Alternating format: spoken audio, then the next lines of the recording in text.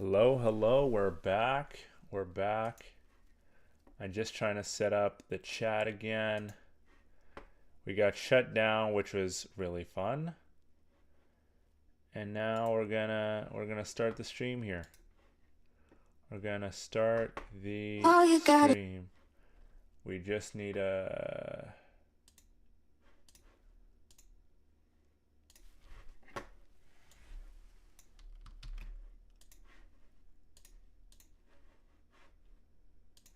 get this started. Just need to edit this, and then hopefully we can actually get the ball rolling.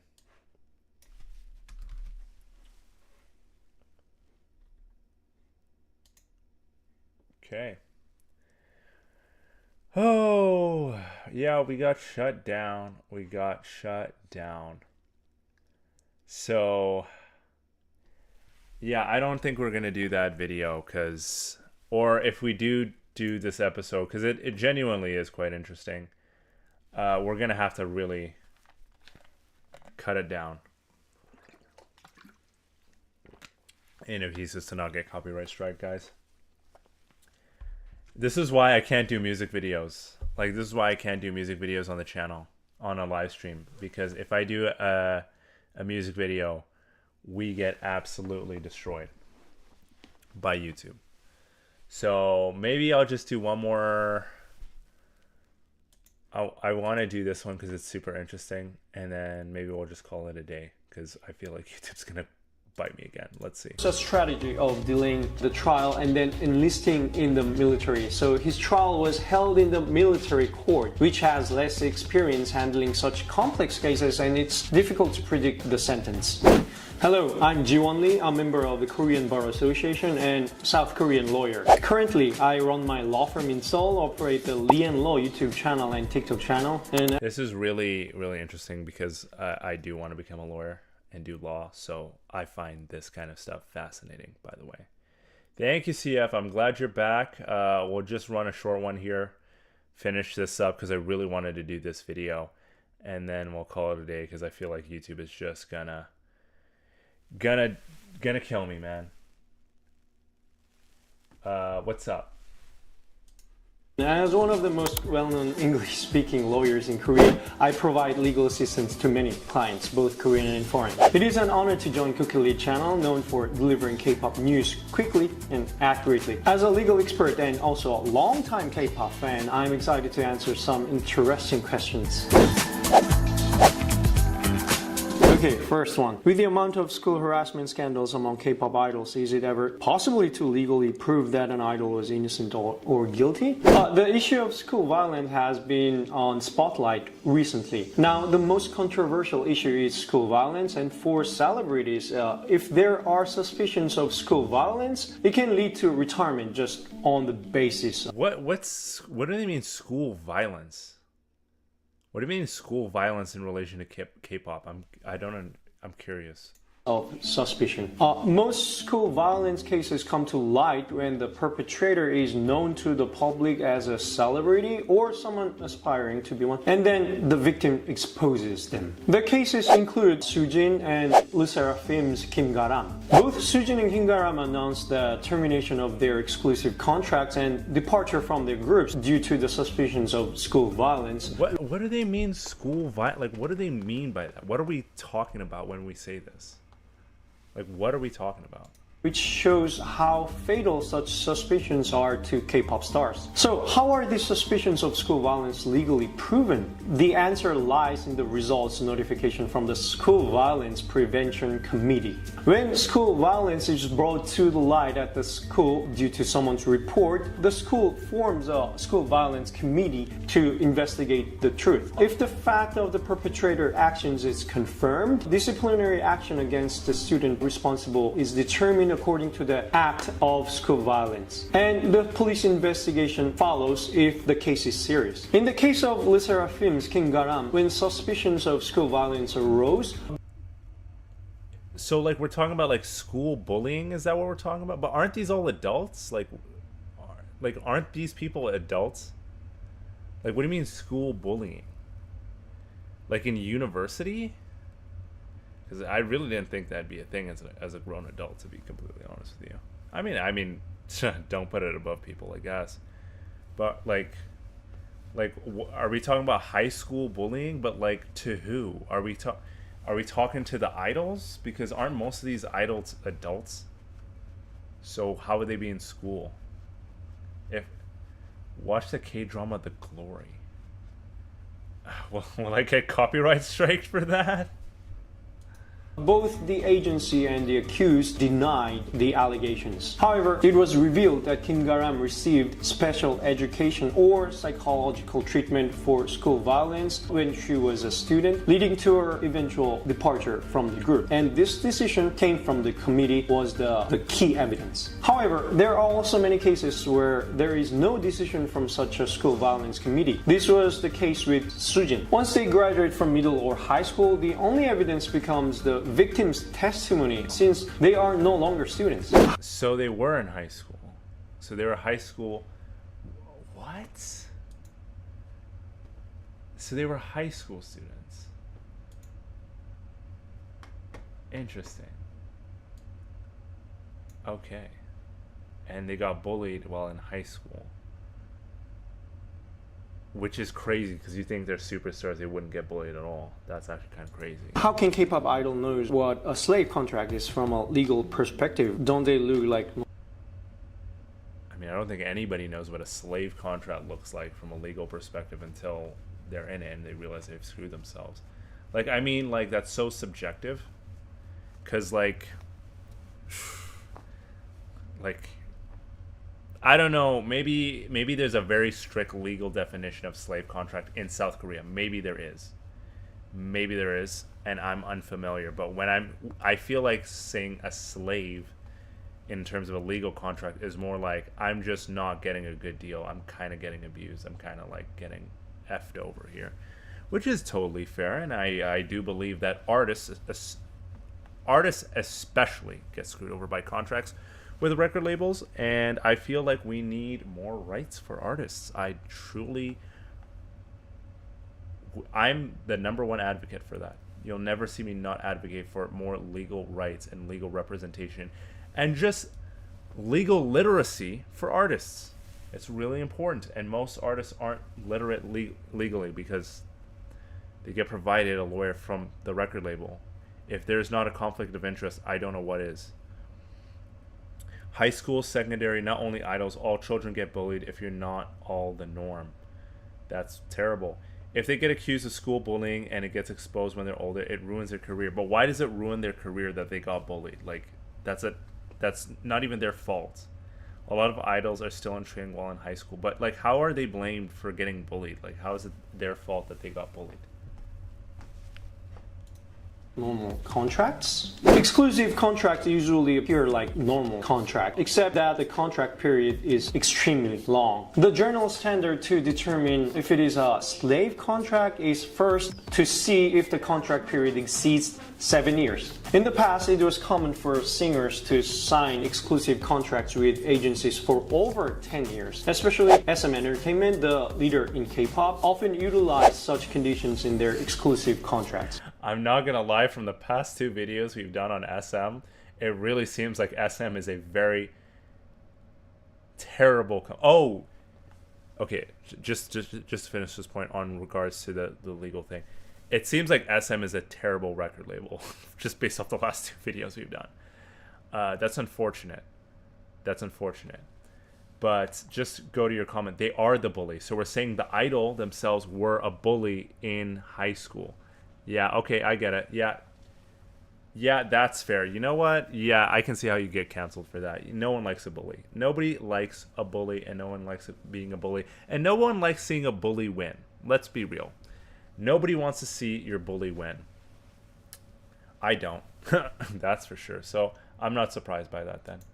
However, after JYJ, a member of Dongbang filed a lawsuit against SM Entertainment for voiding their exclusive contract in 2009, there were tremendous changes. Well, the court deemed JYJ's exclusive contract unfair, and as a result, the Korea Fair Trade Commission introduced a standard exclusive contract recommending not to exceed 7 years. However, 7 years is not an absolute standard. Even if it is over 7 years, if profit distribution is fair, or if there is a long preparation period until debut, it can be considered fair. On the other hand, even if the contract period is less than 7 years, if the profit distribution is unfair, or if there are clauses that are only advantageous to the agency, the contract itself can be invalidated. How legal it is for companies to exclude male idols' military service from the duration of their contracts? In short, itself is valid. You might think that if 7 years is the standard, then isn't it eventually going to be 9 years or close to 10 years? But as I said, the 7 years is not an absolute criteria. There are many other reasons to judge whether this contract is valid or not. So if the contract includes clauses that are not unfair to the artist, then the excluding 2 years of military service in their contract period isn't always invalid. The principle is that once the artist and the agency signs the contract, it is valid. It is up to the artist to prove that it is unfair. So if both parties agreed to exclude the military service period from their contract period, then it is valid. Why are Sasaengs and stalkers in Korea not punished? That's super interesting. That is actually very, very interesting. Okay, let's get to this next point. More severely when they directly affect the mental and physical health of idols. Sasaeng fans are a persistent problem for K-pop idols. While they may start as a fan, when it goes too far, it becomes extreme intrusion into privacy, causing tremendous... I'm curious to know how many people are like these super extreme fans that stalk their idols. I'm curious to know how many people do you think that is? The problem is the fact that bully culture is a real thing. It absolutely is a real thing. But therefore people can get accused easily even though they're innocent. Oh, yeah, that's fair. That is also a fair point too. Distress to idols. Representative cases include JYJ member Kim Jae-jung's Sasaeng fan invading his private residence, BTS Jungkook, EXO's Suho, Baekhyun, and Red Velvet's Joy, who have experienced Sasaeng fans obtaining their phone numbers, I don't know how, but making unwanted calls. The main reasons why Sasaeng fans in Korea are not heavily punished are twofold. First, the punishment used to be too light. And second, agencies or artists often shy away from actively pressing charges. In the past, continuous harassment such as stalking was classified as a minor offense, resulting in fines of around like $100. That's insane. Nah, bro, you need a cease and desist on that, man. That's crazy. Let me just stalk this person that I don't know but I'm in love with because I'm a super fan. No, brother. That's a no, no, no, no, no. According to the law. Furthermore, these were not well enforced. Fortunately, since 2021, Korea has enacted a new stalking prevention law, which allows for imprisonment and restraining orders, significantly increasing the severity of punishment. While it is fortunate that the punishments have become stricter, as Sasaeng fans are also fans in a way, agencies or artists often opt for warnings instead of actual legal action. They are fans, but at what cost, man? They're harassing the individual. They're stalking them. That's not okay. I don't know. Like, I mean, you should be warned and just don't do it. And if you do it once and you get warned, you get warned. But if you do it all the time, man, you got to be arrested. Like, come on, man. Action. Therefore, while there are still many Sasaeng fans, in reality, those who are strongly punished remain few. Living as an idol is not an easy life. Why are substance-related scandals in Korea treated more severely than crimes against other people? Korea is particularly strict on drug crimes. Just being targeted for investigation for drug crimes leads to enormous criticism and pressure to retirement from the entertainment industry. The reason Korea views drug cases as serious crimes can be attributed to the country's law that harshly penalizes drug offenders and its conservative culture. First, Korean law itself severely punishes drug offenses. Even possessing the least addictive marijuana can lead to a 5-year prison sentence for simple possession. Or what? That is legal in Canada, by the way. It's legal. It's like you can't even get arrested for that. Having possession. 5 years? Yo, listen, South Korea, we need to get a little bit more liberalized. I'm joking. Well, I mean, I feel like marijuana possession is not the worst thing that could happen. Or use. Exporting or manufacturing can result in life imprisonment, especially selling drugs to minors can even lead to the death penalty. Oh, wow. Of course, first-time offenders often receive suspended sentences, and both JYJ's Park Yu-chun and Icon's BI received suspended sentences. And also, Korean public's conservative atmosphere also demands strict standards for drug offenders. For example, recently, the world-renowned actor Lee Sun-kyun was investigated for drug crimes, and even though he was not found guilty and tested negative for drugs too, he could not withstand the enormous public criticism and made a drastic decision. During the same period, G-Dragon also received a dramatic non-guilty ruling. But okay, what was the dramatic decision? You can't just say that and then leave it on a cliffhanger, you know? He faced tremendous criticism at one point and had significant blow to his reputation due to past incidents involving drugs. Why did the main culprits in the Burning Sun scandal get such low jail time? Big Bang's Seungmi was at the core of the Burning Sun scandal and was initially sentenced to 3 years in prison at the first trial, which was reduced to one year and 6 months in the final ruling. Compared to the penalties received by the celebrities who were punished at the time, this was a very low sentence. Jung Jun-young received the final sentence. Okay, what is this Burning Sun scandal? First of all, I don't even know what that is.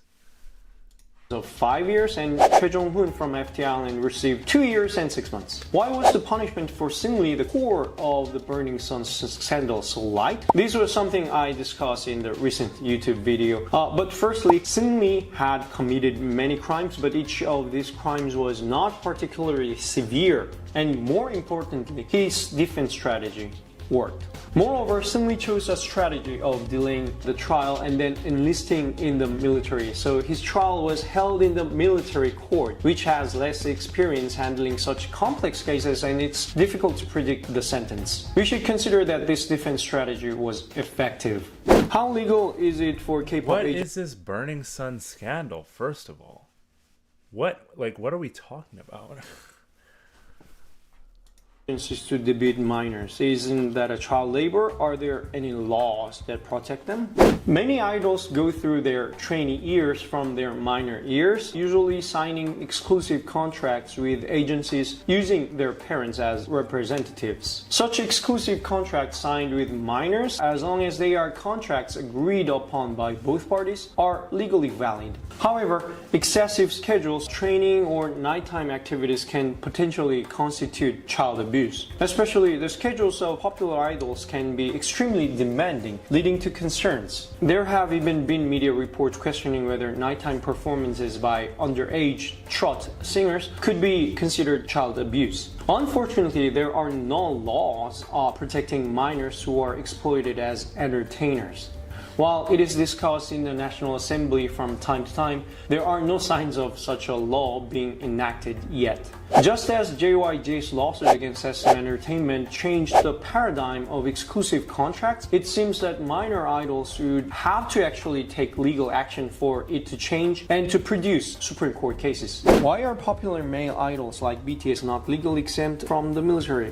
All Korean males are required to serve in the military once they reach adulthood. However, there are exemptions for athletes who have won in international competitions or classical artists. In the sports field, athletes who have won like within the top 3 in the Olympic Games or first place in the Asian Games, etc., are eligible for military service exemption. In the arts field, within the top 2 international arts competition, like first place in domestic arts competitions institutions, etc., are eligible for exemption. The purpose is ultimately to recognize the contribution of promoting Korea through sports or art. That's interesting. And with K-pop becoming a global culture, there was tremendous amount of public opinion suggesting that BTS and similar groups should also receive exemption. However, ultimately they were not exempted, and the members are currently serving in the military. In conclusion, yeah, that didn't work, right? You should Google about the I will. It's the name of a club Sungri owned, but the whole story is complex and scary. Okay, I'll just search that up in my own time. We won't talk about it on the stream. If it's the reason why exemption is difficult is firstly because there are no objective criteria like Olympic rankings, or secondly, it is unclear whether entertainers represent the nation. However, in the case of global idols like BTS, they are making a tremendous contribution to promoting Korea on their own. There were discussions about exemptions recently. Hopefully, this will lead to constructive progress. Media outlets like Dispatch have often harmed the reputation of K-pop idols. When is an article considered defamatory? Generally, the crime of defamation occurs when facts are reported to damage an individual's social reputation. However, in cases where the reporting of such facts serves a public interest, they are not punished exceptionally. Dispatch, as an entertainment investigation-focused media outlet, often uses its status as a media outlet to avoid legal consequences. Articles published by Dispatch, regardless of their truthfulness, often severely damage the reputation of idols. Particularly, there are many cases where they report on relationships or scandals that the parties in. This just sounds like the Korean version of TMZ and like any celebrity in Hollywood, to be honest with you. Involved do not wish to disclose, which could fall under defamation from the standpoint of idols, for whom reputation is crucial. Moreover, many of the reports published by Dispatch are not entirely true, and there are some instances of misinformation.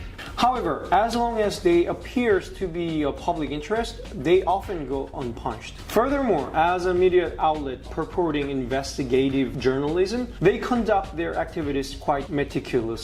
Enough for judges to acknowledge that they have made efforts to discern the truth. In fact, Korea is one of the few countries where one can be punished for defamation even someone reveals the truth.